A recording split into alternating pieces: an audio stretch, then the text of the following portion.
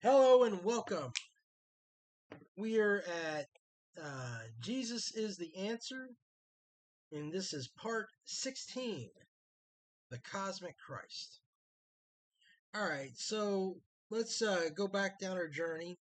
We're just going to review it very, very quickly, but we need to kind of make sure that we know where we're going on this train of thought. So, part one, we dealt with the religious need for Jesus.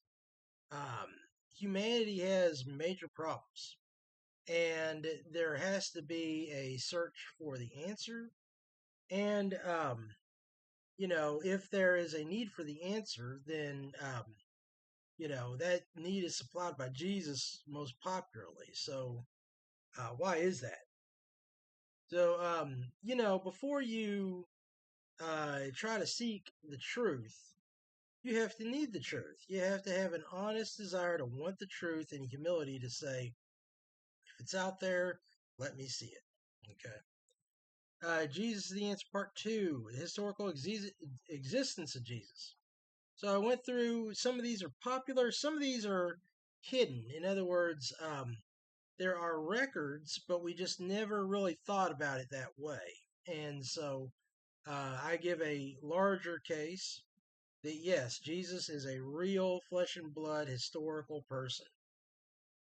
And it's just obvious. But anyhow, they'll say like, a oh man, I forgot. It was like the Hume thing, like if you want a radical claim desires a radical amount of evidence, but a man existing is not a radical claim. So, all right. Then Jesus is the Answer. The fame of Jesus. I don't know how I'm repeating the title, but go ahead. Anyway, the fame of Jesus. So Jesus has affected world history. That's something radical. It's a radical amount of evidence. Out of all the people in all the world, no one has affected civilization more than Jesus Christ. And why? It wasn't because he was the most powerful as far as politics is concerned. He wasn't anywhere near a wealthy man. And yet, at the same time, what he had to share with the world changed the world. And part four, philosophy justifies miracles and the supernatural.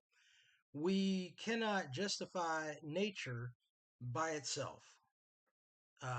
That's an assumption, and when put to critical thinking, it just doesn't work. And so there is a hole right there available for something outside of a closed system, which we would call a miracle. All right, part five. The Gospels are the historical sources.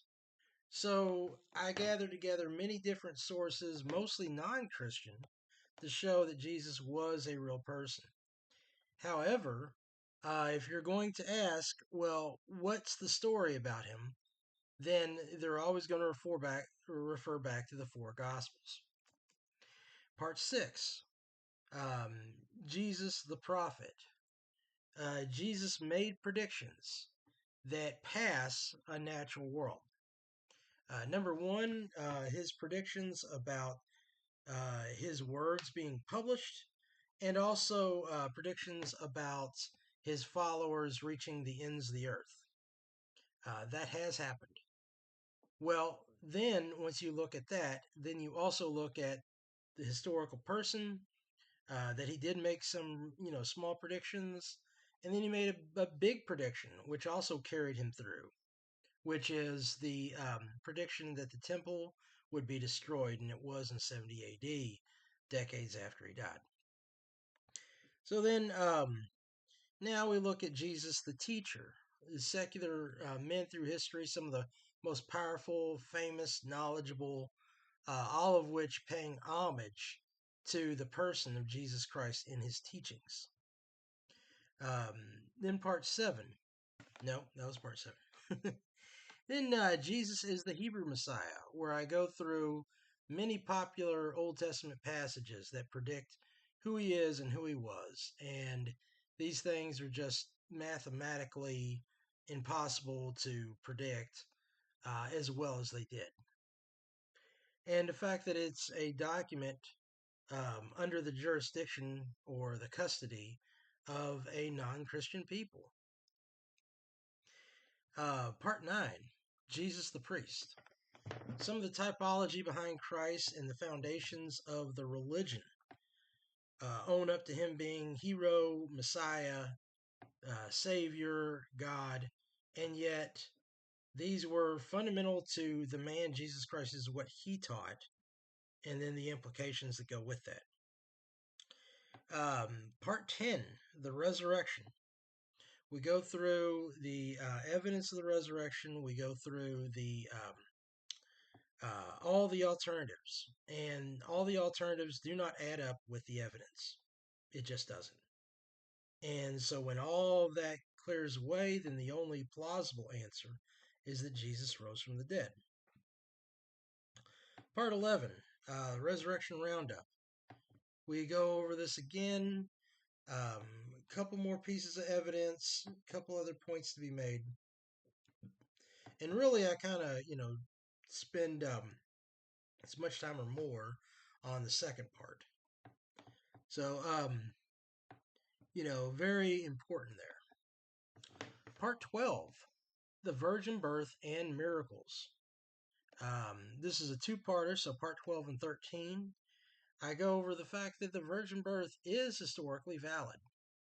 And once we've broken the barrier with the resurrection account, and we've already started to break the barrier with prophecy. So at that point, then it's plausible. And then we go through it, and the virgin birth is historical. So that opens the door for the rest of his miracles. Part 14, is Jesus God? So at this point, I am dealing with the claims of Christ. Okay, and I don't know if I exhausted this or not because we're dealing with other aspects. Some of this bleeds over in various lectures. So, but basically, just the one where he's calling himself the Son of Man, recognized in the book of Daniel as a divine title. Well, if it's a divine title, guess what? Jesus claimed it um, possibly a little over 90 times. And I say possibly because I didn't check the context on every single reference. But essentially, it's in there. So if we've got just 60 or 70 really where he's really saying it, that's good enough. Okay, he definitely claimed to have a divine nature.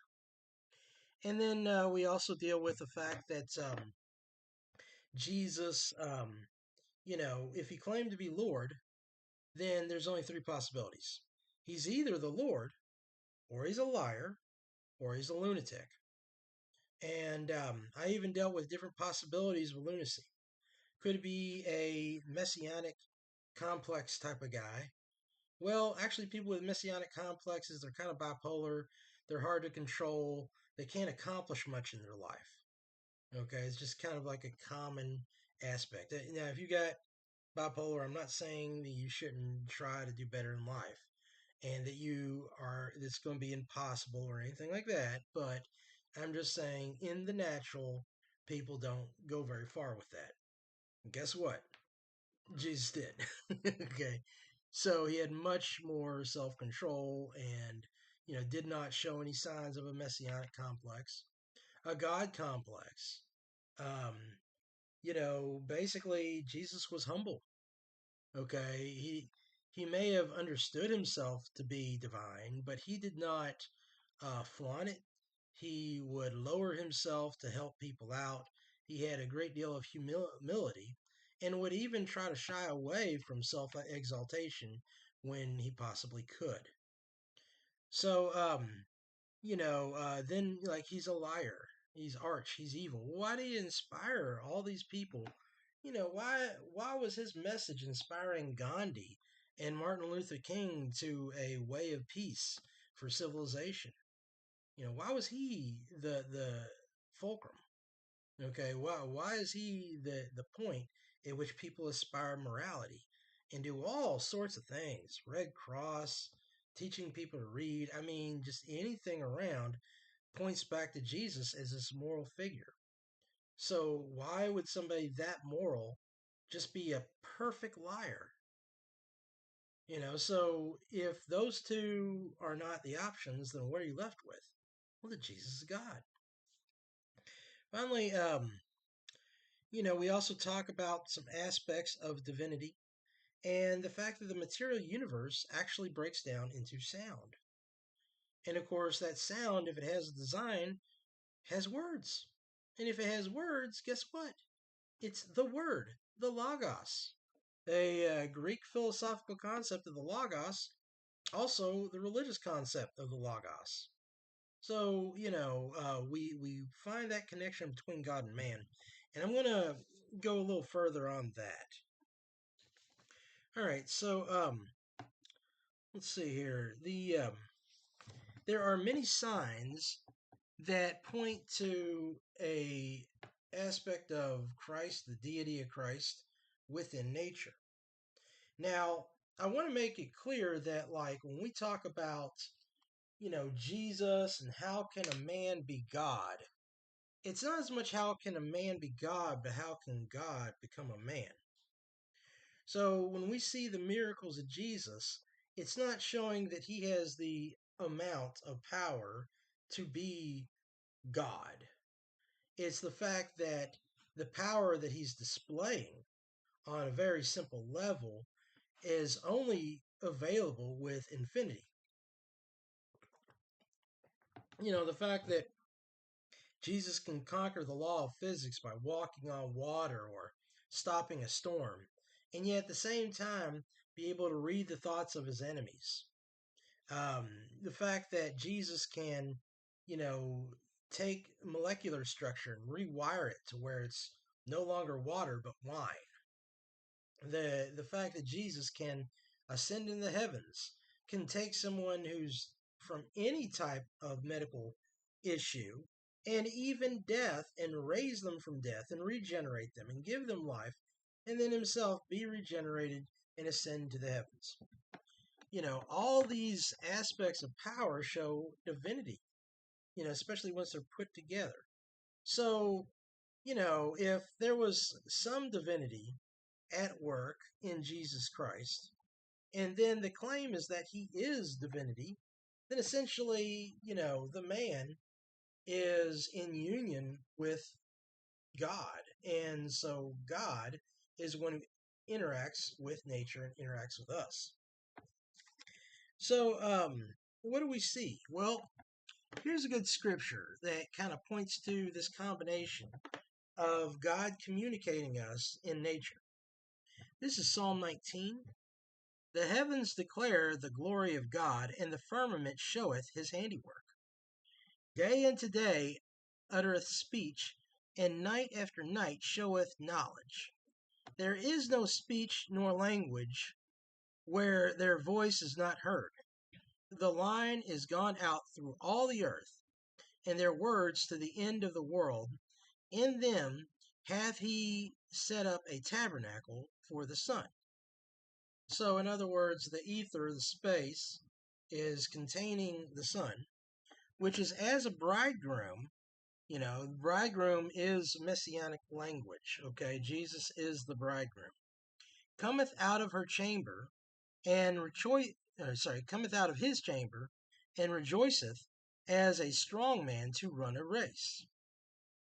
He is going forth is from the end of the heaven, and his circuit is unto the ends of it, and there is nothing hid from the heat thereof.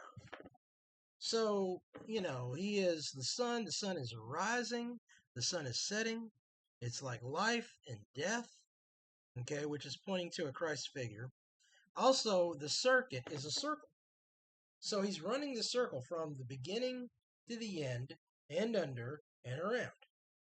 Now, we know that to be coming out of the east and setting in the west.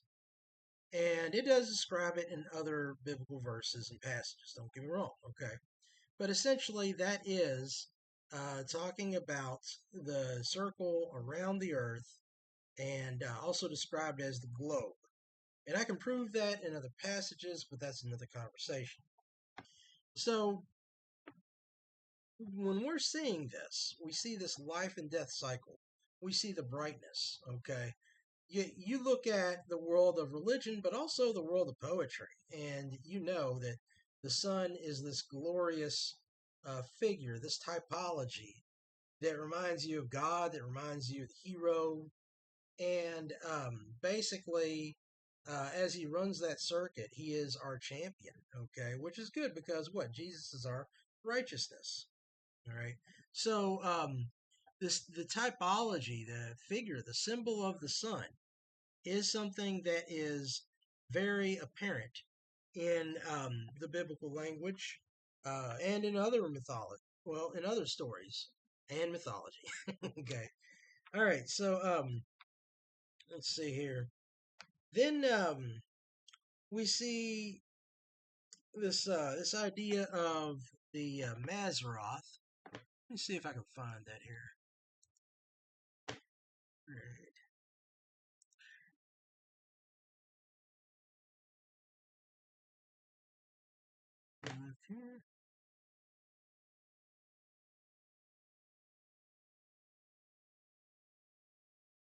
All right, I'm looking at previous research. I'm just trying to pinpoint it, so give me just a second. Okay. Job 38:32. Canst thou bring forth Mazzaroth in his season? Or canst thou guide Arcturus with his sons? Now, this is interesting because Job is a very ancient book. Okay. It could have been, well, no, it's probably published before Genesis was, at least as far as the final product. So Moses had done the final product in the 1400s. He gathered up these ancient tablets. They call them Toldoth, okay? And they were probably burial stones, but these ancient tablets that they would, the scribes would pound out, Moses edited that, and I think he may have had some editing with Job. But Job was as early as 2600 BC. Okay, so this is very ancient, and yet the constellations are very well known in the world understanding of the cosmos. Okay, now the sun, when it rises and sets, it'll set on these equinoxes. And the equinoxes will kind of show us different months as well as different constellations.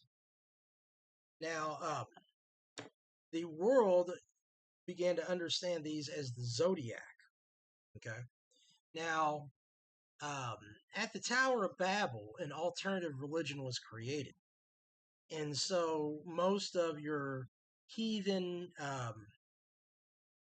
let's see, descriptions. They're basically all these different religions that are not that different. They're just different languages and different symbols, and then then they start to mutate over the centuries. So there's some differences, but really a lot of it's kind of the same. With these different pagan religions. We talk about like Odin and Zeus, for instance. Those are very obviously the same, but different cultures kind of translating the different systems. Now, it is believed, and I agree to it, that you can look at these zodiac symbols and have a gospel presentation. This is difficult, and there is some subjectivity because we're talking about symbols that were interpreted in their basic form. In the basic definitions of these symbols, you're talking about 4 or 5 thousand years ago. Okay. And there's different languages and different nations that are going to interpret them differently. So this is not like a, easy set case, but it does exist out there. So let me give you one that I saw. Okay. So this is like the different constellations in a Judeo-Christian interpretation. Aries is the ram. that would be interpreted as the sacrifice of God because they did sacrifice rams. Um, the bull in the Old Testament, or sorry, Taurus would be the bull in the Old Testament. Joseph was often looked to as a Christological figure. Let's see here, playing the part of the suffering servant in Egypt. And let's see here. Two tribes, Ephraim and Manasseh, are symbolized as two horns of a bull.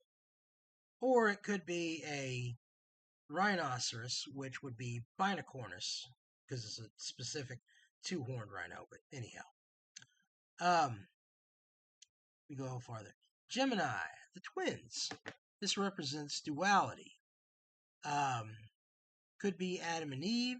Some people have also speculated that it is the two natures of Christ, the divine and the human. The next symbol is Cancer, or a crab. And, crabs are known for gatherings, so that would be the coming together of the group, or the coming together of, wealth and finance and things like that. So, basically, let's say like Israel coming together. Leo, this one's easy. The lion. Jesus is the Lion of Judah. Um, Usually you'll see a starting point, which the next one is Virgo, the Virgin. So it starts off with the Virgin and ends with Leo, the Lion.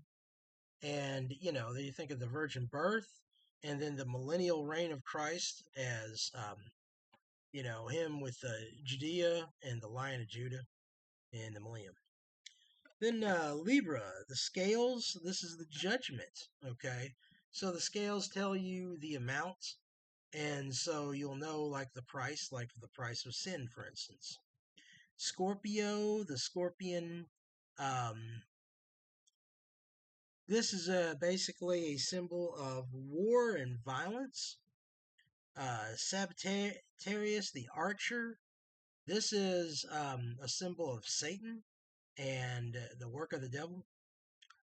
Capricorn, which is a sea goat, the wicked ones of mankind. So it's an unclean animal, because it's a goat, and then unclean versions of fish. All right, and Pisces, the fishes. This is the church. So we'll be fishers of men and the different types of fish, the Jews and the Gentiles. Crux. Now, a lot of people will think, why didn't God just put a sign in the heavens? Well, crux is a cross. There's your sign right there. All right, so let's see here. So yeah, you have that, and then at the North Star. Now, there's an interesting story about the North Star. The North Star used to be connected back in the ancient times to Draco. Okay, Draco means the serpent or the dragon, which is figuratively Lucifer. Okay, and God was enthroned over the north, and so his temple had a priest, and Lucifer was the priest at one point. And he would conduct the music and all that kind of stuff. Well, basically, Lucifer fell from grace. So when Lucifer fell from grace, that star literally eventually drifted over and attached itself to the what we call the Little Dipper. The Little Dipper, there's a Little Dipper and a Big Dipper, and the Little Dipper was known as the little sheep. Okay, what's a little sheep? It's a lamb. And in the Arabic, the constellation that we call the Little Dipper is called Rekuba, the little sheep. So that's now one thing to understand that in the Arabic areas, their sheep were long-tailed. Okay, so I know that there's sheep that have no tail or some tail, but these groups had long-tail sheep, and you can still find those. So basically, the Lamb of God is now the high priest of heaven. Okay, so that all that could preach. Okay, So, once again, you have these symbols of heaven. You also have the macro symbols, which is, scientists in 2006 found something amazing. And it was amazing, and it really broke a lot of their theories. So they didn't like it, so they call it the axes of evil. Okay. That is that when they looked at the universe, they found a rotation in the northern hemisphere of the universe. They would start at Earth's equator up, and so they would spin counterclockwise. Okay, so as everything's spinning counterclockwise above that hemisphere, you have a line going across. Then they found a another area where they mapped out the universe according to radiation, and they found a band of radiation. It's about 5 degrees of heat, but you're talking on a massive scale. So this band would go across their solar system, and they would make a X marks the spot right at the Earth. Now that X or axis is also a figure of the St. Andrew's cross.